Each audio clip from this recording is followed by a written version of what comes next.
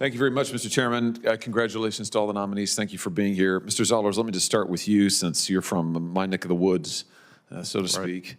Exactly. Although I think you're a Kansas resident, isn't that right? Yeah. Kansas side of Kansas City. I'm on the wrong side of the line. Well, yeah, we'll try not to. I'll try to overlook that. But I've been on the other side of the line. Well, good. Well, I hope. I hope. I've lived on the Missouri side. Oh, good. So. Well, good. I'm warming right up to you. This is getting better and better. Let me just ask you, speaking about the significance, just picking up where Senator Butler left off, actually, about the significance of delivery for rural communities, which characterizes so much of my state, so much of Kansas, and where I grew up. I grew up in a town of 4,000 people. Yesterday, the Missouri Farm Bureau, which is my state's largest general farm organization, wrote to the Postmaster General regarding the latest plans that the Postal Service has that they're calling the Regional Transportation Optimization Plan. And as the Farm Bureau, Missouri Farm Bureau points out, what this plan amounts to is to eliminate end-of-day collection at post offices that are more than 50 miles from one of the nation's 60 regional processing and distribution centers, and to take other actions that would reduce the mail flow to rural America. I think we have a poster. Let's just look here. So that means everywhere in blue would lose mail pickup and some delivery and experienced reduced mail volume to residents. That's a lot of the country. That's most of my state. That's most of your state, Mr. Zollers. The Farm Bureau has very significant concerns about this, and frankly, so do I. I've asked the Postmaster General about this myself and raised concerns just a month ago, but I want to point out something in the Farm Bureau letter that's particularly interesting. According to the USPS's own analysis, nearly 70% of first-class mail volume in rural areas would experience significant downgrades under this plan. 70%, that's a big number. So, first, Mr. Chairman, with your permission, without objection, I'd like to enter this letter into the record. Without objection. Thank you. Mr. Zollers, can I just ask you, are you familiar with this Regional Transportation Optimization Plan? I've been out of the service of the Board of Governors for a year, so I don't know what's happening today. I wasn't aware of the specifics of that letter or what's going on with the current rural approach to mail delivery, but I'm generally aware of the plan, yes. Do you support its implementation? I support the implementation of the DFA when I was there. As I said, I don't know what adjustments have been made in the last year. Well, I'm sorry, the DFA. Delivering for America plan, which is the 10-year plan. And of which this is a subset. This is a subset of that, correct. So would you support this, what I have on this board behind? I don't really have enough detail to let you know one way or the other. Well, let me ask you this. Would you commit to, if you are reappointed, would you commit to using your position here, your very significant position of influence and oversight, to reconsider this proposal and make sure that rural Americans in my state, your state, every state, are getting full and regular delivery of the mail? As a member of the flyover country community, absolutely. Let me just ask the other nominees this. Mr. Hartogenesis, are you familiar with this plan, the Regional Optimization Plan?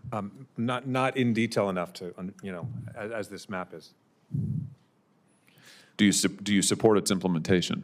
Well, I from what I understand of the plan, there are good reasons for the plan in terms of the long-term modernization of the Postal Service.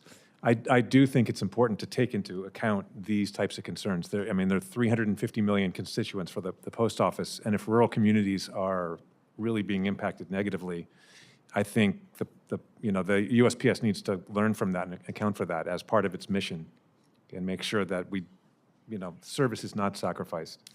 So that sounds like a little bit of a yes and a little bit of a no. On the Regional Transportation Optimization Plan itself. Mm-hmm. Do you support its implementation based on what you know? Based on what I know, I support the plan in terms of modernization of the USPS. I'm not in the know enough to understand the exact impacts on rural communities, but I think that as a member of the Board of Governors, if confirmed, I think that we would need to look at that. Okay. It sounds like what I'm going to need to do is I'm going to need to follow up in writing with both of you. Maybe I'll give you an opportunity to look at the details, and because I'm really concerned about this. I'm really concerned about this. And let's be honest with you, if we can't get some fidelity on this, and if I can't get your commitment that we're going to make sure that people in blue here don't lose 70% of their mail volume or have 70% of that volume downgraded, I'm going to have a really hard time advancing your nominations. Congresswoman, can I just ask you, are you familiar with this plan? Do you support it?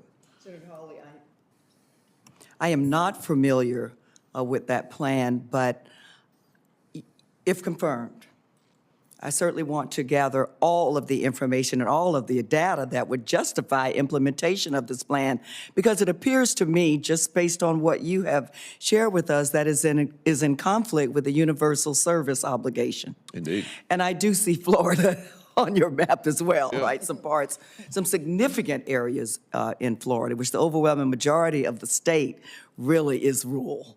And so I will definitely do my research to make sure that what we are supporting continues to meet the mission of the post office. And I think you've heard my concern for rural areas in our country. Good. I appreciate that. I will follow up with all three of you. I'll let you all look at this plan and do some homework on it, and then we'll follow up in writing for the record. In my remaining time here, I know Senator Ossoff wants to ask questions. And I think maybe, Mr. Chairman, we could do a second round after. I want to let Senator Ossoff go, but just... Well, if Senator Ossoff, a couple extra minutes, if you could do that, that would be fine. Oh. We won't have time for another round, so. Okay, that's fine. Okay. I'll have a soft gavel with Senator Ossoff's acquiescence. Okay. Let me ask the three of you about, just following up again on something Senator Butler talked about. That is the delay in rebuilding post offices. In Bering, Missouri, this is Knox County, a little over a year ago, we had an EF2 tornado that knocked out the post office, the Bering post office. We're over a year on from that now, still not reopened. Now, the postmaster has sat right where you're sitting. I asked him about this. He pledged to me that he would get it rebuilt, reopened.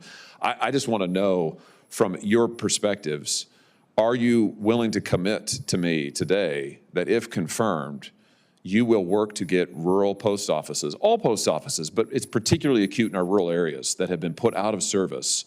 Will you commit to me to working to get those reopened on a timely basis? You think about this community. This is a small community. They have been without mail, essentially. They got to go drive somewhere far. They've been without mail for over a year. A year. I mean, that's, frankly, I think it's ridiculous. It's so bad that I've introduced legislation that would create a statutory requirement to rebuild these post offices in a timely fashion. So let me just ask you, and after that I have one more question, let me just ask you if you're willing to commit to working on this and to making sure we get these post offices reopened when they are damaged. We'll just start with you, Congresswoman, go down the line. In Florida, we also have some extreme weather issues to deal with. So yes, if confirmed, I would commit to getting these post offices reopened as soon as possible. I'd commit to that as well. I would commit to that as well. Okay, thank you.